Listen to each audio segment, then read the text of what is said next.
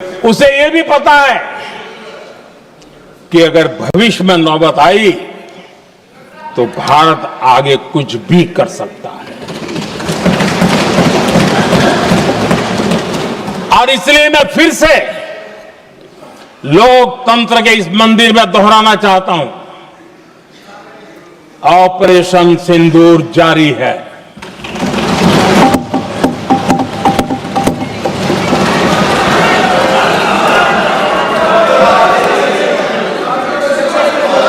पाकिस्तान ने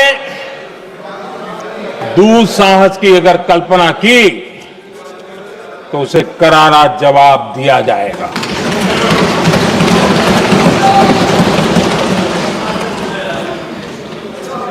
आदरणीय अध्यक्ष जी, आज का भारत आत्मविश्वास से भरा हुआ है। आज का भारत आत्मनिर्भरता के मंत्र को लेकर के पूरी शक्ति के साथ तेज गति से आगे बढ़ रहा है। देश देख रहा है भारत आत्मनिर्भर बनता जा रहा है।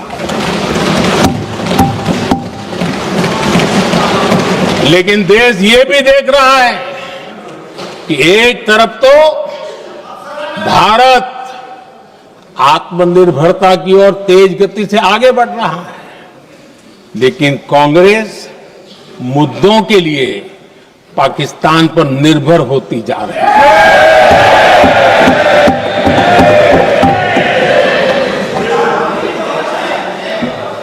मैं आज पूरा दिन देख रहा था, जो 16 घंटे से जो चर्चा चल रही है, दुर्भाग्य से। प्लीज बैठिए, सब जवाब दे दिया आपका। आप सुनते नहीं, सबका जवाब दे दिया। प्लीज दुर्भाग्य से सुनिए जवाब। कांग्रेस को पाकिस्तान के मुद्दे इंपोर्ट करने पड़ रहे हैं।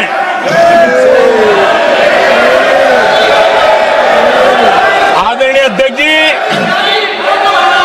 आज के वॉरफेयर में इंफॉर्मेशन और नैरेटिव्स की प्लीज बैठिए। बहुत बड़ी भूमिका है। नैरेटिव घड़ करके, एआई का भी भरपूर उपयोग करके सेनाओं के मनोबल को कमजोर करने के खेल भी खेले जाते हैं। जनता के अंदर अविश्वास पैदा करने के भी भरपूर प्रयास होते हैं।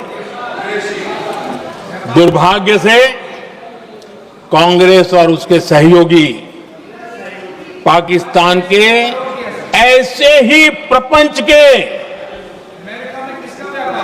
प्रवक्ता बन चुके हैं।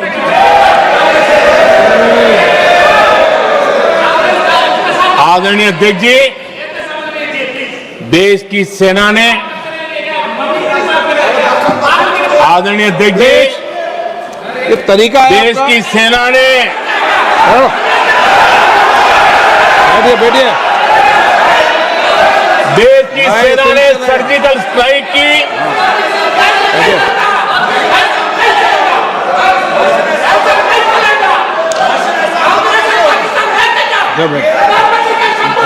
बैठिए। आदरणीय अध्यक्ष जी, देश की सेना ने सफलतापूर्वक सर्जिकल स्ट्राइक की तो तुरंत कांग्रेस वालों ने सेना से सबूत मांगे थे। लेकिन जब उन्होंने देश का मूड देखा,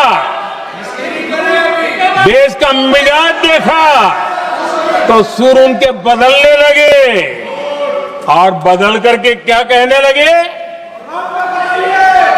कांग्रेस के लोगों ने कहा, ये सर्जिकल स्ट्राइक क्या बड़ी बात है,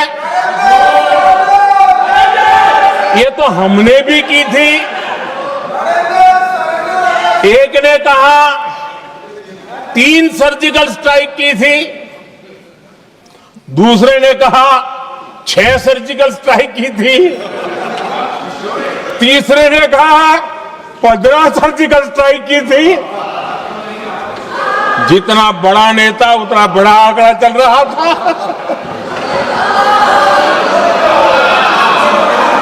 आदरणीय अध्यक्ष जी, इसके बाद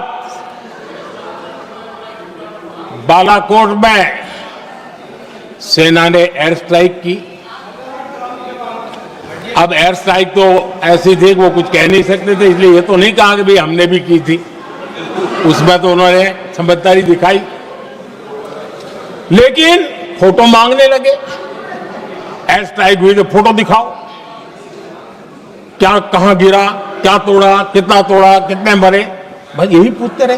पाकिस्तान भी यही पूछता था, ये भी यही पूछते थे। इतना ही नहीं, आदरणीय अध्यक्ष जी, जब पायलट अभिनंदन पकड़े गए तो पाकिस्तान में तो खुशी का माहौल होना स्वाभाविक था कि उनके हाथ में भारतीय सेना का एक पायलट उनके हाथ लगा था। लेकिन यहां पर भी कुछ लोग थे जो कानों कानों में कह रहे थे, अब मोदी फंसा, अब अभिनंदन वहां आए, मोदी ला करके दिखा दे। अब देखते हैं मोदी क्या करता है। आज डंके की चोट पर अभिनंदन वापिस आए।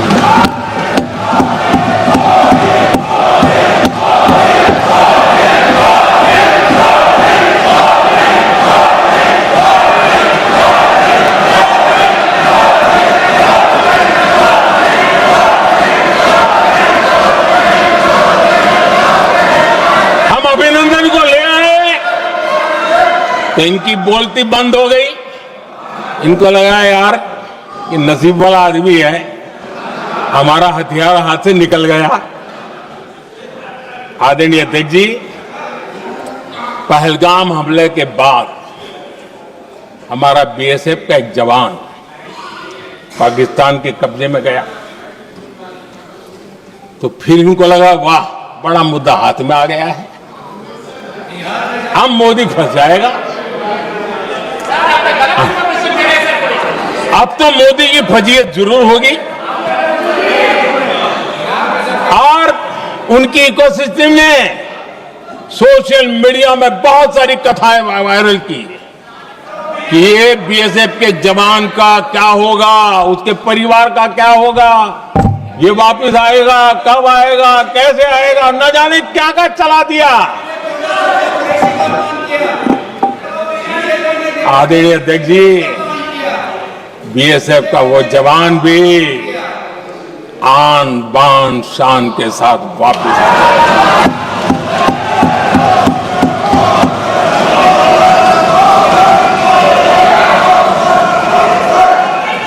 आतंकवादी रो रहे हैं, आतंकवादियों के आका रो रहे हैं और उनको रोते देखकर यहां भी कुछ लोग रो रहे हैं।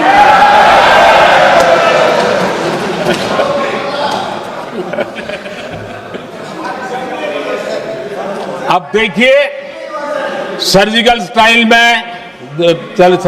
चल रही थी, उसके बाद उन्होंने एक खेल खेलने की कोशिश की, बात जमी नहीं।